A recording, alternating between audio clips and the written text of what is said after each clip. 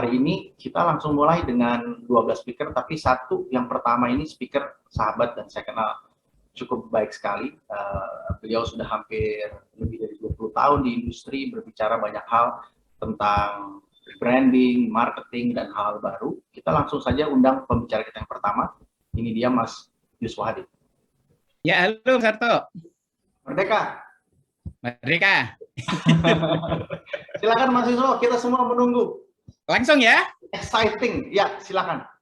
Oke teman-teman, terima kasih teman-teman semuanya. Saya diundang di event yang luar biasa dibesut oleh Pak Bi dan Mas Arto dan teman-teman yang lain ya. Saya akan sharing mengenai kebetulan di awal saya dan memang betul sih Pak Bi pinter merancang acaranya. Kalau di awal itu selalu dimulai dari market gitu ya. Perubahannya apa baru kemudian strateginya.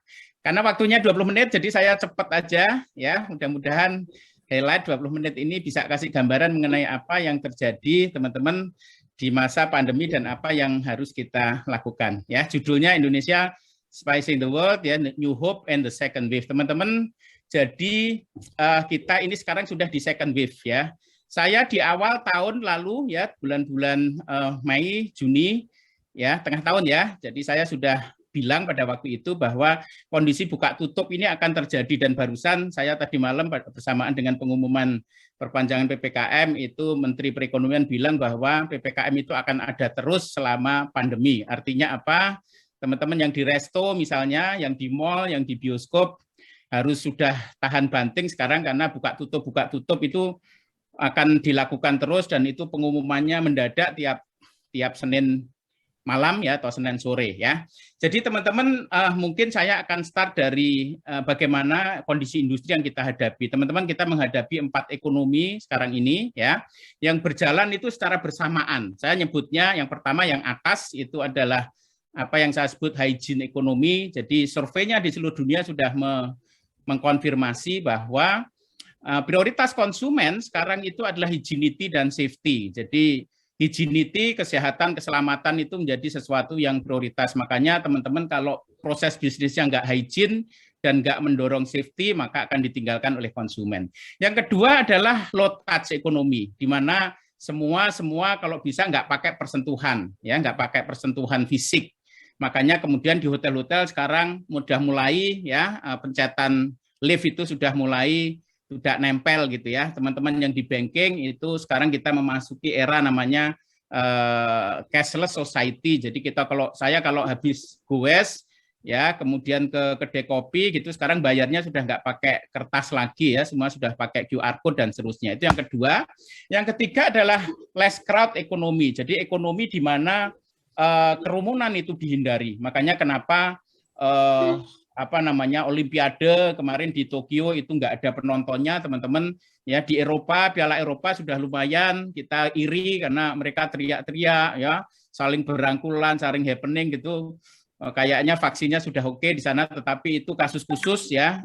Formula E dibatalkan ya, diundur dan seterusnya. Jadi tourism itu agak berat karena sifat ekonominya, sifat bisnisnya memang high crowd ya, jadi kita akan dipaksa untuk memasuki era di mana kerumunan itu dihindari. Dan yang keempat adalah low mobility ekonomi ya. Kenapa misalnya Bali sekarang ini jadi kayak kota mati ya teman-teman, di Kuta, di Legian itu, sementara Bandung, kemudian Jogja, kemudian Solo itu rame bukan main. Karena apa? Karena orang-orang Jakarta itu ke Bali agak repot karena harus naik pesawat. Takut gitu, pakai darat juga jauh gitu ya. Sementara kalau Bandung itu cuma 2-3 jam, atau kalau Semarang itu 5 jam ya, masih bisa dengan kendaraan pribadi masih oke. Jadi mobilitas itu kemudian kita dibatasi dan PPKM itu adalah salah satu bentuk pembatasan yang dilakukan karena social distancing dan seterusnya. Teman-teman, jadi sebelumnya boleh makroekonomi di tingkat industri itu ada 4 perubahan besar ini yang terpaksa ini menghasilkan new rule of the game, teman-teman. Kalau kita nggak mengikuti kita akan falling, kalau kita mengikuti kita akan rising gitu. Ya ini di tingkat industri. Terus berikutnya di tingkat konsumen, teman-teman. Jadi saya ambil 2 aja. Ya di tingkat industri, tingkat makro, kemudian di tingkat mikronya adalah konsumen. Oke, berikutnya teman-teman di tingkat konsumen perubahannya yang pertama adalah munculnya stay at home lifestyle. Jadi kebetulan tadi pagi saya posting IG gitu, topiknya mengenai, karena ini respon dari Pak Menteri Perekonomian mengatakan bahwa PPKM itu akan terus ada gitu ya, dan nggak akan berhenti sampai pandemi itu selesai. Maka kemudian kebiasaan kita tinggal di rumah ya, itu kita working from home, learning from home ya, kita ke dokter dari rumah, kita beribadah dari rumah, itu namanya saya sebutnya stay at home lifestyle, itu akan menjadi permanen teman-teman. Jadi dengan PPKM ini terus semua jalan terus, maka itu akan menjadi permanen. Ya. Yang kedua adalah back to the bottom of the pyramid. Intinya adalah kebutuhan kita menjadi basic sekarang, dari top of the bottom, leisure, nongkrong, segala macam, sekarang itu back to the bottom, jadi balik ke kebutuhan dasar. 3 teman-teman. Yang pertama adalah makan minum, karena kita makhluk hidup harus hidup, mungkin harus makan minum. Yang kedua adalah kesehatan, keselamatan, ya. Makanya kenapa bir brand itu dicari sampai kayak begitu, ya, karena orang cari keselamatan agar sehat, ya. Masker laris luar biasa, hand sanitizer menjadi industri yang besar sekali, vaksin jadi industri yang besar sekali, itu karena kita cari kesehatan dan keselamatan. Yang kedua, kemudian yang ketiga adalah koneksi internet, karena semua kita lakukan sekarang secara digital ya, kita berbanking secara digital, kita sekolah secara digital semua. Maka kemudian 3 itu kebutuhan kita. Yang pertama makan minum, yang kedua kesehatan keselamatan, yang ketiga adalah koneksi internet agar kita bisa kerja, kita bisa sekolah, kita bisa melakukan aktivitas itu secara digital. Yang ketiga adalah go virtual teman-teman. Jadi apapun yang kita lakukan sekarang akan dilakukan secara virtual. Bahkan beribadah pun sekarang ya teman-teman yang di gereja itu khotbah itu sudah dilakukan secara virtual. Kalau sholat Jumat mungkin masih agak sulit ya, nggak bisa, tapi sudah menjadi mainstream sekarang bahwa ibadah pun dilakukan secara virtual. Terakhir adalah terbentuknya, jadi kalau 1, 2, 3, 4 mungkin banyak dampak buruknya, tapi kalau yang terakhir, yang keempat itu blessing in disguise. Jadi pandemi itu membawa dampak bagus, yaitu munculnya apa yang saya sebut sebagai empathic society, teman-teman. Jadi donasi meningkat ya, rumah zakat, dompet duafa itu justru growing di masa pandemi, karena semua orang, bangsa Indonesia bangsa tolong menolong. Kalau saudaranya ada yang sakit, ada yang meninggal, ya sedih.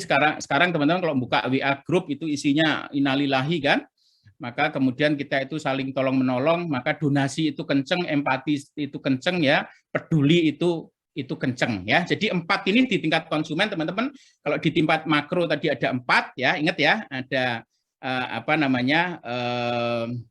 healthy and safety, hygiene ekonomi, kemudian ada low touch ekonomi, persentuhan itu dihindari, kemudian less crowd, ya less crowd artinya crowd itu dihindari, dan terakhir low mobility ekonomi, ada 4 itu menghasilkan new rule of the game. Itu di tingkat makro. Kalau di tingkat mikro itu menghasilkan perubahan konsumen yang besar. Yang pertama adalah gaya hidup di rumah, yang pertama. Yang kedua back to the bottom, teman-teman, kebutuhannya cuma 3, makan minum, kemudian kesehatan keselamatan, dan koneksi internet, kemudian go virtual, dan terakhir adalah empathic society.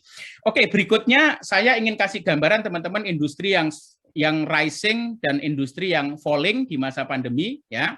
Nah, ini terpaksa kita hadapi ya.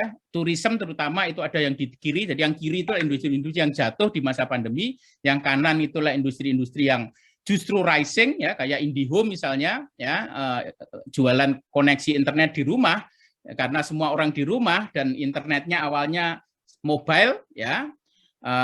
Pakai kuota mobile, tapi kemudian pakai wifi di rumah, maka bisnisnya IndiHome justru growing luar biasa gitu ya. Jadi yang kiri itu mulai dari tourism, hotel, airline ya, terus kemudian MICE itu meeting, incentive, conference sama exhibition, bioskop, resto ya, bar, resto ya, termasuk sport ya, itu berjatuhan ya, berat di masa pandemi. Tetapi yang di kanan ini itu justru rising ya. Kita barusan dengar merger antara Gojek sama Tokopedia misalnya ya, ketika yang lain bingung malah kedua ini membangun kekuatan gitu ya. Karena apa? Karena memang bisnisnya lagi growing di masa pandemi ya. Tokopedia e-commerce bagus ya, logistik bagus ya, si cepat, JNE dan seterusnya tumbuh cepat sekali. Kemudian e-learning, ruang guru ya, kemudian ada telemedicine ya, Halo dokter dan seterusnya. Nah, itu yang kanan teman-teman, yang di tengah itu kayak education, kayak banking segala macam, itu in between. Jadi jatuh juga enggak, tetapi rising banget juga enggak ya. Ini kira-kira bisnis-bisnis karena adanya tadi perubahan di makro di tingkat industri dan di mikro tingkat di konsumen, perubahan perilaku konsumen, maka pengaruhnya ke bisnis seperti ini ya. Oke, berikutnya teman-teman, nah, karena judulnya tadi adalah Hope ya, The New Hope. Teman-teman, saya kebetulan sebulan yang lalu, 1,5 bulan yang lalu ya, akhir atau pertengahan Juni, saya melakukan survei teman-teman untuk mengetahui kira-kira bagaimana sentimen konsumen setelah vaksin itu disuntikan. Ini adalah survei pertama teman-teman di Indonesia yang melakukan survei mengenai bagaimana harapan konsumen atau sentimen konsumen itu setelah vaksin itu ada gitu. Ya, saya terakhir melakukan survei itu di bulan September tahun lalu, tetapi survei itu mungkin agak beda karena waktu itu vaksinnya belum ada. Nah, sekarang ini yang menarik ya, ketika saya tanya kira-kira, jadi kalau membaca optimisme atau sentimen konsumen itu biasanya mereka ditanya kapan COVID itu akan berakhir. Kalau mereka yakin COVID itu akan berakhir cepat, artinya apa? Artinya mereka itu ada new hope. Artinya krisis ini akan segera selesai dan mereka siap untuk bertempur, berbisnis ya, cari makan, beraktivitas, liburan dan seterusnya gitu. Nah, hasilnya kayak gini teman-teman, gambaran mengenai bagaimana new hope itu dan bagaimana bahwa vaksin itu menjadi game changer betul ya. Makanya kita berjuang agar betul-betul herd immunity itu tercapai dengan adanya vaksin, karena itulah yang nanti akan menggerakkan perekonomian semuanya. Alhamdulillah juga teman-teman, ekonomi kan sudah 7% ya, sehingga ini akan jadi momentum untuk kita di akhir tahun ini dan mudah-mudahan betul-betul kita akan mengepakkan sayap itu di awal tahun depan, ekonomi kita ini akan bangkit lagi. Teman-teman, hasilnya kayak begini, ketika ditanya kapan kira-kira pandemi itu akan berakhir ya, itu sekitar 41% itu mengatakan akhir 2021 teman-teman ya, 10% itu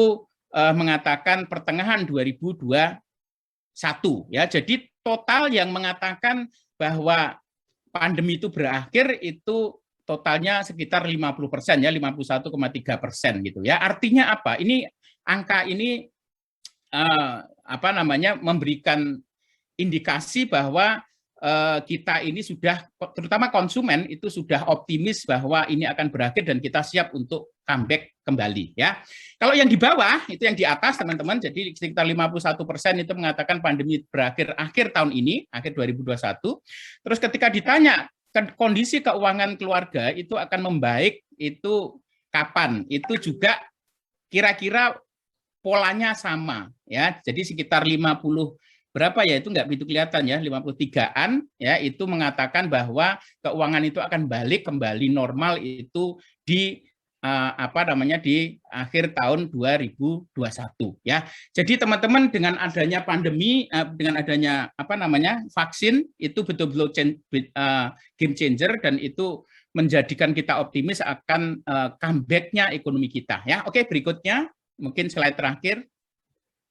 Ya, ini kalau dibandingkan tahun lalu teman-teman ya, dibandingkan tahun lalu itu memang menarik. Tahun lalu itu ketika ditanya kapan, ini bulan September teman-teman, itu 65% itu mengatakan pandemi akan berakhir itu akhir tahun 2020 ya. Jadi jadi uniknya orang Indonesia itu ya, saya sudah cek itu di seluruh dunia, Indonesia itu selalu, kalau kita ngomong consumer optimisme atau sentimen konsumen, itu kita itu yang selalu paling optimis di antara negara lain. Jadi bonek orang Indonesia itu. Ini bagus ya, sehingga kita nanti mudah-mudahan begitu PPKM itu dilonggarin, itu dalam waktu yang sama kita akan semakin berani keluar rumah, kita berani spending ya, kita belanja. Teman-teman, yang menyebabkan kenapa krisis itu adalah karena ibu-ibu nggak belanja. Itu kuncinya di situ.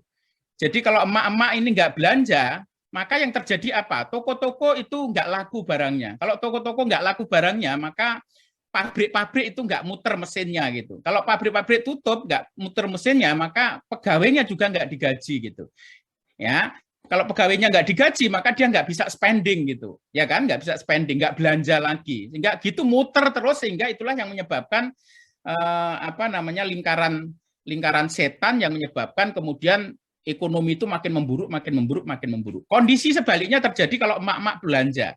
Kalau emak-emak belanja, maka kemudian toko-toko akan laku barangnya. Kalau toko-toko laku barangnya, maka kemudian pabriknya akan jalan. Kalau pabriknya jalan, buruhnya akan gajinya bagus. Kalau buruhnya gajinya bagus, maka dia akan spending lagi, muter lagi gitu. Kalau dia spending, tokonya buka lagi, rame lagi, pabriknya jalan, begitu muter terus, teman-teman. Itulah yang memicu pemulihan ekonomi. Ya, makanya kenapa saya tampilkan tadi consumer confidence atau consumer optimism. Kalau konsumen itu optimis, maka dia akan belanja gitu. Tadi sudah mengatakan surveinya 50% itu konsumen itu yakin bahwa COVID itu akan berakhir di akhir tahun 2021, dan ketika yakin maka dia akan belanja. Dia berani beli mobil, dia berani beli rumah gitu. Tapi kalau ekonominya nggak menentu, maka dia nggak akan berani belanja. Duitnya itu akan disimpan, ditabung untuk apa? Untuk jaga-jaga. Kalau nanti ada anak atau keluarga kena COVID gitu, ya, untuk jaga-jaga.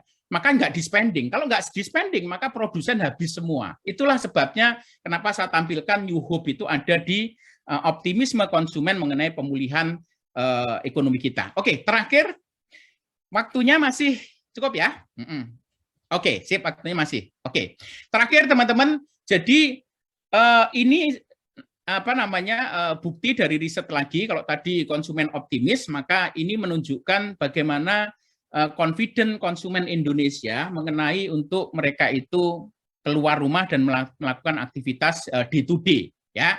Misalnya mungkin nggak begitu kelihatan ya, misalnya belanja di pasar tradisional itu 81% responden itu mengatakan confident untuk belanja di pasar tradisional.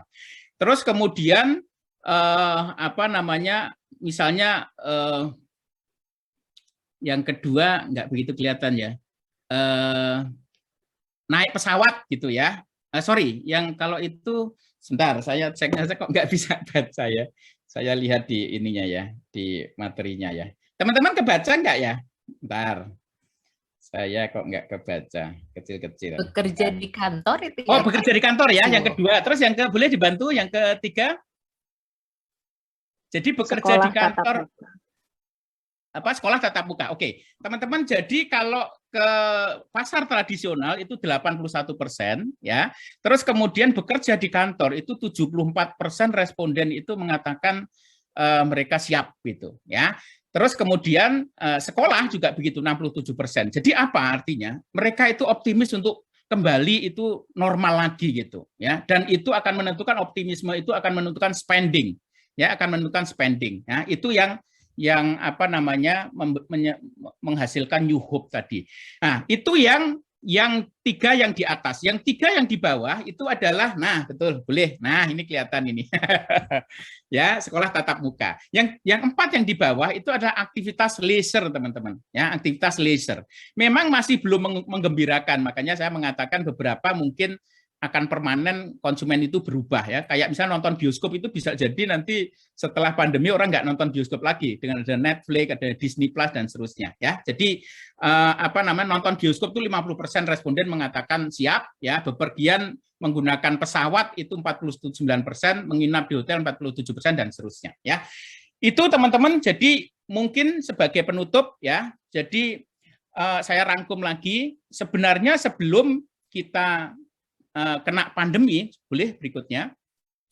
Sebelum kita terkena pandemi, kita itu sebenarnya mengalami, boleh berikutnya, mengalami apa yang saya sebut sebagai triple disruption, teman-teman. Ya, jadi sebelum ada pandemic disruption di 2 Maret 2020, kita ini sebelumnya sudah terkena namanya digital disruption, ya, dengan munculnya Traveloka, munculnya Gojek, munculnya Tokopedia, dan kemudian millennial disruption, ya.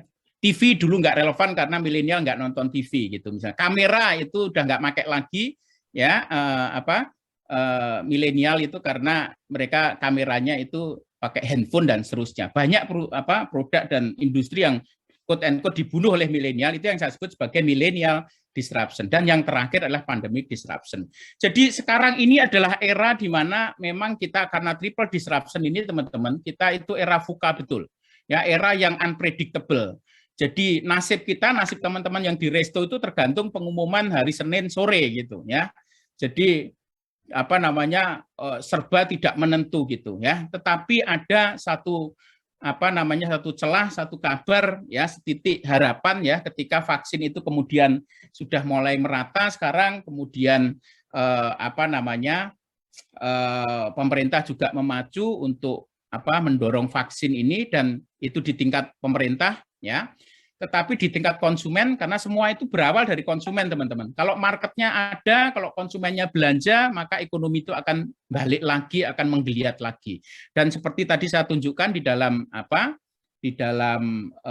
hasil survei tadi, dari sisi konsumen, dari sisi market itu mereka sudah siap, mereka sudah confident, dia sudah menemukan harapan baru, kira-kira kondisinya seperti apa. Tinggal teman-teman semua pelaku usaha itu harus siap untuk melakukan lompatan besar untuk menyongsong kesiapan konsumen ini menghadapi new normal, ya, dan itu akan berlangsung saya kira mulai dari semester kedua 2021 dan beyond itu akan sudah mulai menggeliat. Maka teman-teman sekarang tidak boleh sedih lagi. Sekarang sudah waktunya untuk action, waktunya untuk leap, ya, untuk melakukan giant leap, dan ini waktunya untuk kita menang kembali, ya. Terima kasih, waktunya sudah habis. Saya kira itu gambaran mengenai makro seperti apa. Betul, kita menghadapi kondisi yang buruk sekali dengan adanya triple disruption, ya, digital disruption, millennial disruption, dan pandemic disruption. Tetapi ada harapan baru ketika vaksin itu sudah mulai terdistribusi, konsumen mulai confident dan mereka mulai belanja, dan kalau belanja maka kemudian industri atau bisnis akan hidup kembali. Terima kasih Mbak Vivi, Mas Arto, Mbak Sati. Saya kira cukup sekian. Terima kasih Mbak Vivi. Baik, terima kasih Pak Simo yang sudah membawa angin segar di awal pertemuan kita di Indonesian Spicing nomor ketiga ini.